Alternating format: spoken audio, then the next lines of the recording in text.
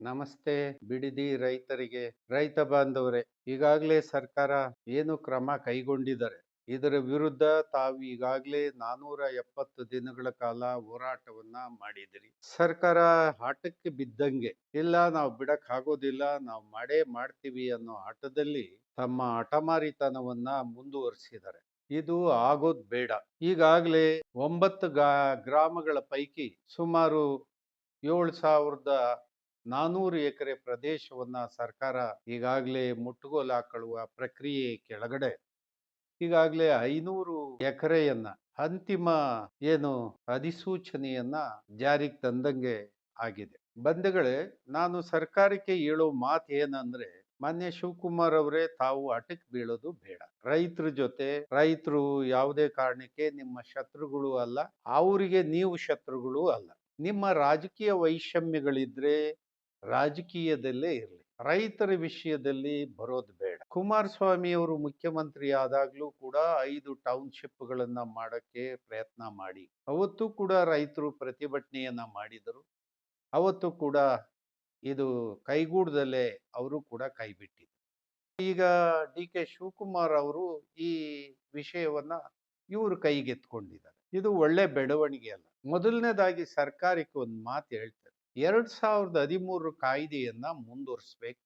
ನೀವಿಬ್ರು ಸೇರಿ, ಶಿವಕುಮಾರ್ ಮತ್ತೆ ಕುಮಾರಸ್ವಾಮಿ ಇಬ್ರು ಸೇರಿ ಆ 13 ಕಾಯ್ದೆಗೆ ತಿದ್ದುಪಡಿಯನ್ನ ತಂದು ಇವತ್ತು ರೈತರು ಭೂಮಿಯನ್ನ ಸ್ವಾಧೀನಪಡಿಸಿಕೊಳ್ಳುವಂತ ಒಂದು ತಿದ್ದುಪಡಿಯನ್ನ ಕರ್ನಾಟಕ ರಾಜ್ಯದಲ್ಲಿ ಜಾರಿಗೆ ತರಲಿಕ್ಕೆ ನೀವಿಬ್ರೂ ಕೂಡ ಪ್ರಮುಖ ಕಾರಣಕರ್ತ. ಆಯ್ತು, ತಾವು ಮುಖ್ಯಮಂತ್ರಿ ಇರುವಾಗ ಮಾನ್ಯ ಕುಮಾರಸ್ವಾಮಿ ಅವರು ತಾವು ಜಾರಿಗೆ ತಂದ್ರಿ. ಇದು ಒಳ್ಳೇದು ತಪ್ಪು ಅಂತ ಹೇಳಿ ನೀವು ಬಿಡುವಾಗಿದ್ದಾಗ ನಮ್ಮನ್ನಾದ್ರೂ ಕರೀರಿ, ಅಥವಾ ನಾವೇ ಕರೆದ್ರು ತಾವು ಮುಕ್ತ ಮನಸ್ಸಿನಿಂದ ಬಂದು ಭಾಗವಹಿಸಿ. ನಾನು ಈಗ ಹೇಳೋದು ಏನು ಅಂದ್ರೆ, ಮುಖ್ಯವಾಗಿ ನಮ್ಮ ಪೂರ್ವಿಕರು 61ರ ಭೂ ಸುಧಾರಣಾ ಕಾಯ್ದೆ ಕೆಳಗಡೆ ರೈತನ ಭೂಮಿಯನ್ನ ರೈತರಲ್ಲದವರು ಪ್ರವೇಶ ಮಾಡಬಾರ್ದು ಅಂತ ಹೇಳಿ ಕಾನೂನು.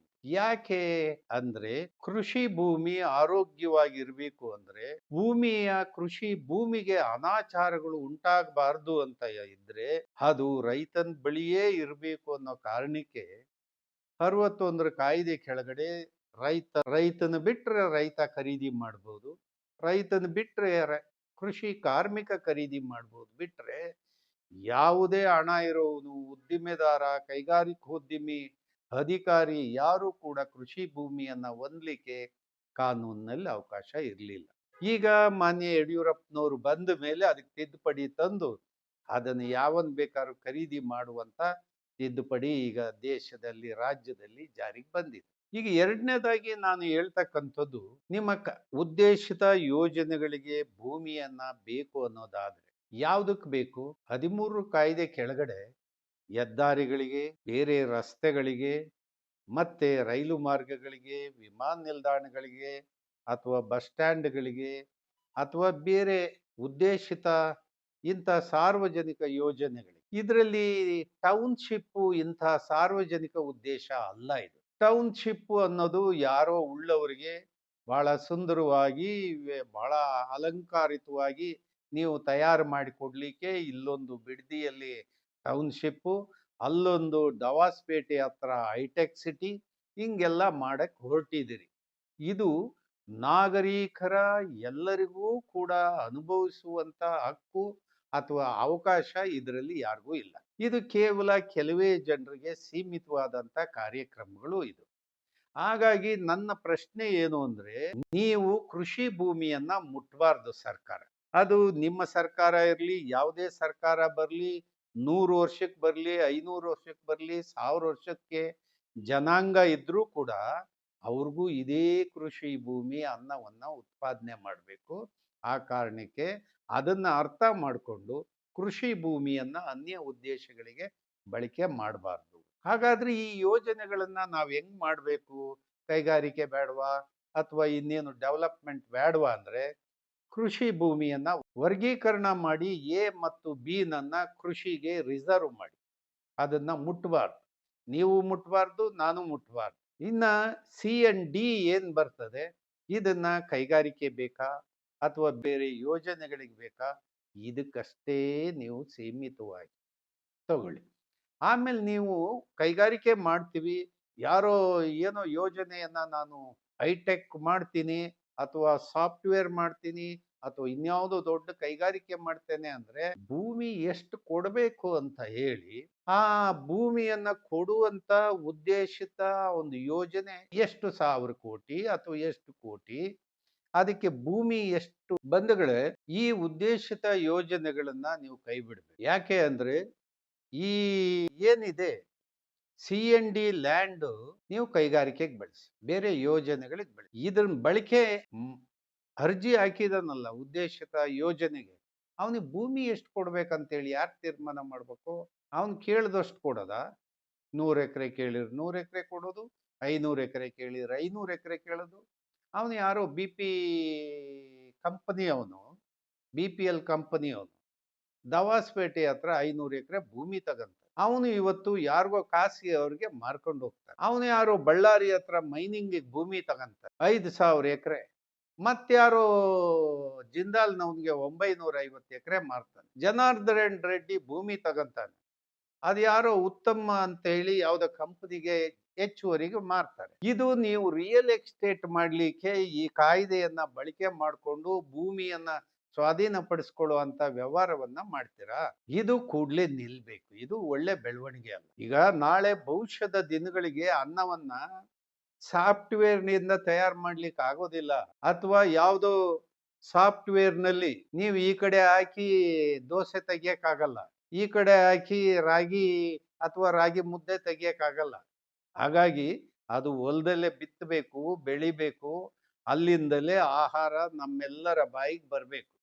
ಆ ಕಾರಣಕ್ಕೆ ಇಂಥ ದುರಾಲೋಚನೆಗಳು ಬೇಡ. ನಾವು ಈ ತರ ಮಾಡೋದ್ರಿಂದ ವೇಗವಾಗಿ ನಗರ ಬೆಳೆಯುತ್ತೆ ಅಂತ. ಈ ಬೆಳವಣಿಗೆ ಯಾರಿಗ್ ಬೇಕು? ನಾವು ನಿಮ್ಮನ್ನ ಸರ್ಕಾರವನ್ನ ನಾವು ಆಯ್ಕೆ ಮಾಡಿರೋ ಉದ್ದೇಶ ಏನು? ನಮಗೆ ಇರುವಂತ ಹಣ ಏನ್ ನಾವು ತೆರಿಗೆ ಕೊಡ್ತಾ ಇದೀವಿ, ಆ ಹಣವನ್ನ ಸದುದ್ದೇಶಕ್ಕೆ ಬಳಕೆ ಮಾಡಬೇಕು. ಎಲ್ಲ ನಾಗರಿಕರಿಗೆ ಎಲ್ಲ ಸವಲತ್ತುಗಳಿರ್ಬೇಕು, ಮತ್ತೆ ವಿದ್ಯುತ್ ಶಕ್ತಿ ಇರಬೇಕು, ರಸ್ತೆಗಳಿರ್ಬೇಕು, ಕುಡಿಯೋ ನೀರು ಇರಬೇಕು, ಶಿಕ್ಷಣ ಇರಬೇಕು, ಆರೋಗ್ಯ ಇರಬೇಕು. ಇದು ಎಲ್ಲದನ್ನ ಪ್ರತಿಯೊಬ್ಬ ಕಟ್ಟ ಕಡೆಯ ನಾಗರಿಕನವರೆಗೆ ತಲುಪಬೇಕು. ಇದನ್ನ ಜೋಪಾನವಾಗಿ ಮಾಡಿ ಅನ್ನೋದನ್ನ ನಿಮ್ ಕೈಗೆ ಹಣ ಮತ್ತೆ ಅಧಿಕಾರವನ್ನ ಕೊಟ್ಟಿದ್ದೀವಿ. ನೀವೇನ್ ಮಾಡ್ತಾ ಇದ್ದೀರಿ? ನೀವು ಅತಿಕ್ರಮ ಮಾಡಲಿಕ್ಕೆ ಪ್ರಯತ್ನ ಮಾಡ್ತಾ ಇದ್ದೀರಿ. ಈ ಅತಿಕ್ರಮದ ಕಾರ್ಯಕ್ರಮಗಳನ್ನ ನೀವು ಸರಿಯಾದ ಬೆಳವಣಿಗೆ ಅಲ್ಲ, ಇದು ನಿಲ್ಲಿಸ್ಬೇಕು. ಯಾಕೆ ಅಂದ್ರೆ ನೀವು ಕೊಟ್ಟಂತ ಉದ್ದೇಶ ಜನ ಏನ್ ಅಧಿಕಾರ ಕೊಟ್ಟಿದರೋ ಆ ಕಡೆ ನಿಮ್ಮ ಗಮನ ಇರಲಿ. ಅದನ್ನ ಬಿಟ್ಬಿಟ್ಟು ಯಾರಿಗೋ ಟೌನ್ಶಿಪ್ ಮಾಡಿಕೊಡೋದಕ್ಕೆ, ಯಾರಿಗೋ ಹೈಟೆಕ್ ಸಿಟಿ ಮಾಡಿಕೊಡೋದು ನಿಮ್ಮ ಕಾರ್ಯಕ್ರಮ ಅಲ್ಲ. ಈಗ ಯಾರಿಗ್ ಬೇಕೋ ಅವರು ಸಿರಿವಂತರು ಅವ್ರು ಮಾಡ್ಕಂತಾರೆ, ಅವ್ರಿಗೆ ಬೇಕಾದ ಜಾಗ ಕೊಂಡ್ಕಂತಾರೆ, ಬೇಕಾದ ಸವಲತ್ತುಗಳನ್ನ ಹೊಂದ್ಕಂತಾರೆ, ಅವ್ರು ಮಾಡ್ತಾರೆ. ಈಗ ನಿಮ್ ಕೆಲಸ ನೀವು ಮಾಡ್ಬೇಕು. ದಯಮಾಡಿ ಬಿಡದಿ ಪ್ರದೇಶದ ರೈತರು ಆ ಫೋಟೋಗಳನ್ನ ನಾವೆಲ್ಲ ನೋಡಿದೀವಿ, ಹಳ್ಳಿಗಳನ್ನ ನೋಡಿದೀವಿ. ಮತ್ತೆ ಅದು ಸೊಗಸಾದಂತ ಕೃಷಿ ಭೂಮಿ ಇದೆ. ಈಗಾಗಲೇ ಸ್ಟ್ಯಾಂಡಿಂಗ್ ಕ್ರಾಪ್, ತೆಂಗು, ಅಡಿಕೆ ಇತ್ಯಾದಿಗಳು ತೋಟಗಾರಿಕೆ ಬೆಳೆಗಳು ಬೆಳೆದು ನಿಂತಿದೆ. ಅದನ್ನ ಹೆಂಗ್ರಿ ತೆಗಿತೀರಿ ನೀವು? ಅದು ತುಂಬಾ ಪಾಪ ಅಲ್ವಾ ಅದನ್ನೆಲ್ಲ ನಾಶ ಮಾಡೋದು? ಅದು ನಮ್ಮೆಲ್ಲರಿಗೆ ಅನ್ನ ಕೊಡೋದಪ್ಪ. ಅದನ್ನ ಯಾಕೆ ನಾಶ ಮಾಡಕ್ ಹೋಗ್ತೀರಿ? ಅದನ್ನ ಕೈ ಬಿಡಿ. ನಿಮ್ಮ ರಾಜಕೀಯ ವೈಷಮ್ಯಗಳನ್ನ ಬೇರೆ ಇಟ್ಕೊಳ್ಳಿ. ಈಗ ಉದ್ದೇಶಿತ ಬಿಡದಿ ರೈತರು ಏನು ಕಷ್ಟ ಬೀಳ್ತಾ ಇದಾರೆ, ಅಯ್ಯೋ ಅಂತ ಇದಾರೆ, ಅವ್ರ ನೆರವಿಗೆ ಸರ್ಕಾರ ಬರ್ಬೇಕು. ಇಲ್ದೇ ಇದ್ರೆ ನಾವು ಬಿಡದಿ ರೈತರ ಜೊತೆ ಕೈ ಜೋಡಿಸ್ತೀವಿ, ಬಿಡದಿ ರೈತರ ಜೊತೆ ಹೋರಾಟಕ್ಕೆ ನಾವು ಮುಂದುವರಿತೀವಿ. ಮಾನ್ಯ ಮುಖ್ಯಮಂತ್ರಿಗಳೇ, ತಾವು ನೂತನ ಮುಖ್ಯಮಂತ್ರಿ, ನಿಮಗೆ ಶುಭ ಆಗಲಿ. ನೀವು ರಾಜ್ಯವನ್ನ ಬಲವಾಗಿ ಕಟ್ಟಿ ಬೆಳೆಸಲಿಕ್ಕೆ ನಿಮ್ಮ ಪ್ರಯತ್ನವನ್ನ ಮಾಡಿ. ನಿಮಗೆ ವಯಸ್ಸಿದೆ, ತಿಳುವಳಿಕೆ ಇದೆ, ಆ ಕಾರಣಕ್ಕೆ ಆ ದಿಕ್ಕಲ್ಲಿ ನಿಮ್ಮ ಪ್ರಯತ್ನ ಸಾಗಲಿ. ರೈತರಿಗೆ ಬಲವಂತದ ಒತ್ತಡ ಕೊಟ್ಟು ಅವರಿಗೆ ಕಣ್ಣೀರು ಹಾಕುವಂತ ಪ್ರಯತ್ನವನ್ನ ನೀವು ಮಾಡಿಸ್ಬಾರ್ದು.